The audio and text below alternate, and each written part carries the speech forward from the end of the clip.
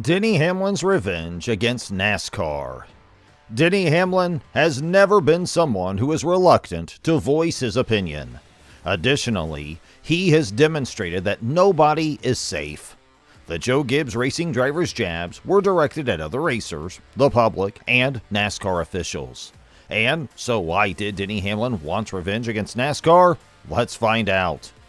Hello NASCAR fam, welcome back to NASCAR Live. But before we begin, please subscribe to our channel and hit the like button. And let's begin. What happens when you give a person as frank as Denny Hamlin a platform to discuss whatever he wants? The driver will join the Dirty Mo Media family for the 2023 season and launch his own podcast, so we're going to find out. This week, Dale Earnhardt Jr. discussed the choice to hire the controversial driver, what he believes viewers may anticipate hearing on the show, and provided some advice to the three-time Daytona 500 champion regarding how to save money in order to pay the forthcoming fines from NASCAR. On the well-liked Dale Jr. Download and Door Bumper Clear podcast last year, Denny Hamlin made an appearance as a guest.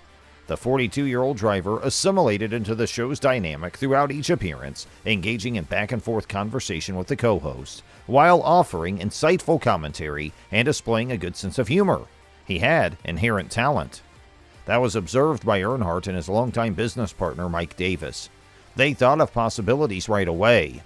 Hamlin's appointment as the newest presenter of the Action's Detrimental podcast, which will premiere in February, was announced this week by Dirty Mo Media, making those possibilities a reality. The once-weekly program is the most recent addition to the Dirty Mo brand, which also includes the DJD, DBC, and Speed Street. It debuted last year and features comedian Joey Molinaro and IndyCar driver Connor Daly discussing the most recent developments in motorsports, IndyCar, and life both on and off the track. In addition to Speed Street, the media production company also developed a new podcast format in 2022 called Dirty Mo Media Live, which features a variety of guests and a rotating cast of show co-hosts in a more relaxed setting while lounging on a couch, imbibing an alcohol, playing bullseye, and responding live to social media questions and comments from readers. Discussing the specifics of Hamlin's new podcast was the focus of the first live edition of 2023, and Jr. made a cameo. During the program, a viewer inquired as to whether Earnhardt would have a personal seat in the NASCAR hauler to defend Hamlin for the inflammatory things he would probably say and cause him trouble with the governing body.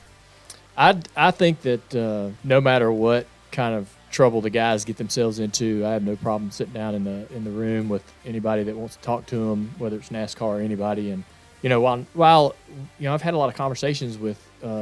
I've had a couple conversations with some execs at NASCAR, and while they may not love everything that happens in the media, or happens on a podcast, it's sort of this necessary thing, right? To have shows out there, just have chatter and have conversation and different opinions and different viewpoints. And so while I think Door Bumper Clear is a great example of that, and I don't think that Denny's ever going to kind of get into some of the controversies. I don't either. I don't think he'll get into the type of controversies or challenges that we see with Door Bumper Clear from time to time. No. Denny will be a lot more measured and less, less by the seat of his pants, I think. So he's definitely going to be more calculated. Later on in the live session, the topic of Hamlin's most recent tweet, in which he thanked Earnhardt and Davis for giving him the chance to host a podcast, came up. The driver remarked on Twitter, "I want to thank @Dale Jr. and @MikeDavis88 for this opportunity and the large check they had to give me to do it. I reason that because I had so much free time, why not?"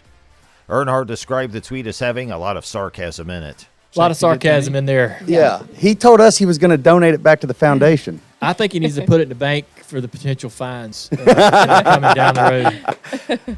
After the 2022 season, Kurt Busch made his famous retirement, largely as a result of his health symptoms. Denny Hamlin made a significant declaration, however, and it appears that he might make a comeback.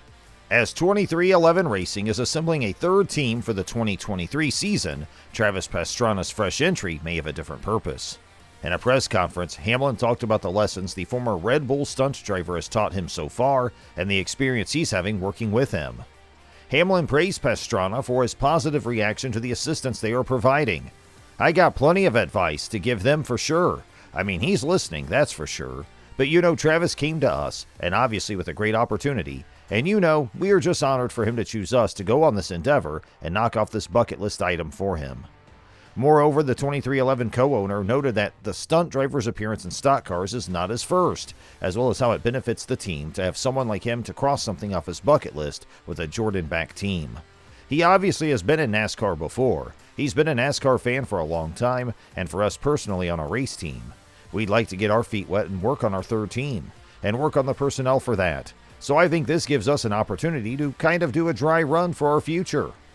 However, 2311 Racing has another justification for forming a third team. The main reason for the third team, which is connected to Kurt Busch, was disclosed by Denny Hamlin. That's kind of the game plan for us with our 2311 team, is that if Kurt decides that he wants to run races, we have to be prepared for that. And we have to be prepared to field a very competitive race car. And so by us doing this with Travis, it allows us as a race team to build that depth. Despite Busch's own judgment about the future, it appears that Hamlin has maintained his promise. Do you think there's a chance for Busch to compete in the Cup Series after all? Please let us know in the comments. On the other hand, the NASCAR to SRX parade for 2023 was started by Kevin Harvick, but who has historically performed the best. For about 15 minutes, Kevin Harvick was the biggest get for the Superstar Racing Experience, or SRX, before Kyle Busch also showed up and crashed the bash. But it's alright. The IROC-like Summer Series, which might use its third season as a springboard toward future development, has plenty of room for NASCAR Cup Series stars. With the SRX Series, Tony Stewart is doing well. Tony Stewart hustles, and that should never be questioned. The ex-Hall of Fame NASCAR driver has participated in numerous racing endeavors over the years.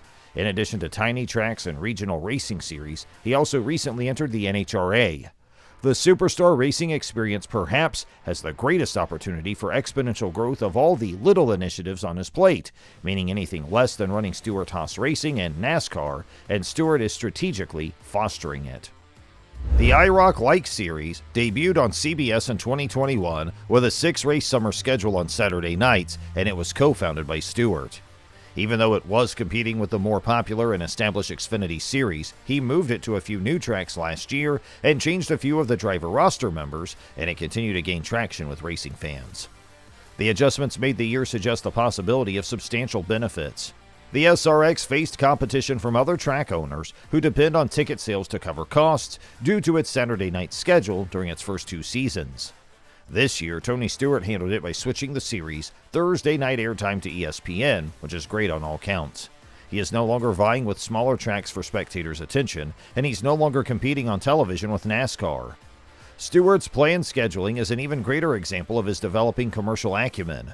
5 of the 6 2023 SRX events will take place at venues that are somewhat close to the NASCAR Cup Series races that week. This makes it simple for some of the most well-known NASCAR drivers to participate in the SRX and travel quickly and conveniently the following morning to the Cup Series track. Bingo! This season's first driver to declare his participation in a race was Kevin Harvick, who was immediately followed by Kyle Busch. Even Clint Boyer, who is no longer a competitive driver but is well known due to his work at Fox Sports, has committed to competing in 2 races. Speaking of former drivers, Stewart has a good chance to suit up for the 3rd time and run the complete schedule. And that ends today's episode. We sincerely hope you enjoyed our video. Don't forget to subscribe to our YouTube channel to see even more of our incredible videos.